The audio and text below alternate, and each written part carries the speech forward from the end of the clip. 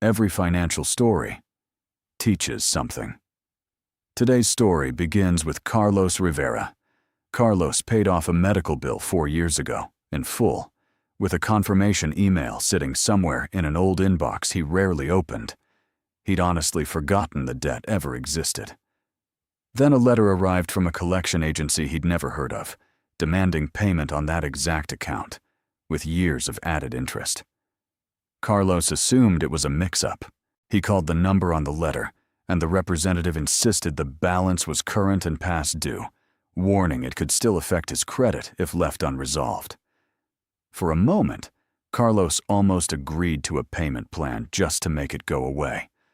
And that's worth pausing on, because it's the single most important thing in today's story. A debt collector is not allowed to pursue or even resell a debt they know or should know has already been paid, settled, or discharged. This kind of resurfaced debt has a name among consumer advocates: zombie debt, and complaints about it make up more than half of everything reported to the Consumer Financial Protection Bureau about debt collection. Carlos didn't know that yet. What he knew was that he had actually paid this bill years ago, and something about being asked to pay it again didn't sit right.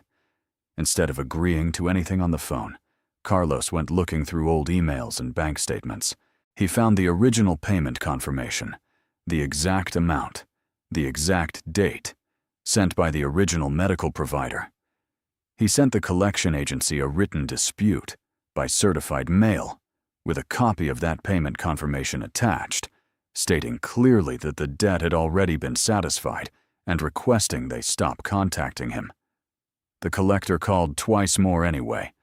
That second round of calls is where the law shifted entirely in Carlos's favor. Once a collector receives a written request to stop contact, continuing to call, especially about a debt already proven paid, is no longer just aggressive collection. It's a violation of the Fair Debt Collection Practices Act, and it opens the door to a formal complaint and potentially a lawsuit where the collector would be responsible for Carlos's legal costs. Carlos filed a complaint with the CFPB, attaching the same proof of payment. The complaint became an official record the collector was required to respond to. The calls stopped within weeks.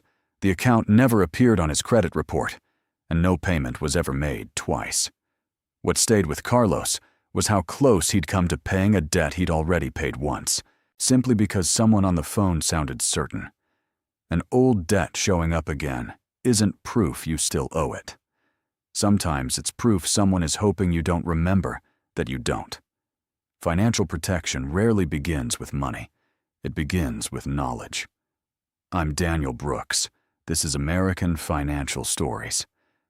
Knowledge is your first line of financial protection